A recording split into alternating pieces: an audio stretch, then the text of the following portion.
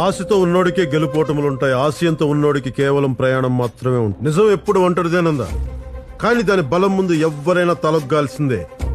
నువ్వు గెలుపు కోసం వచ్చావు, నేను న్యాయం కోసం వచ్చాను. ఇది స్వార్థం, నాది ధర్మం.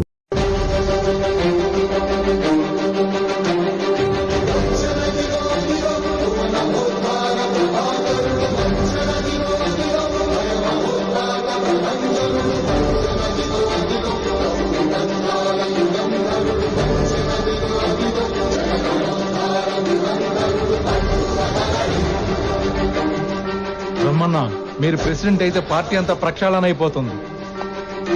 అది ప్రచారం మాత్రమే. ప్రెసిడెంట్ అయ్యేది నేను కాదు, సత్యప్రియ.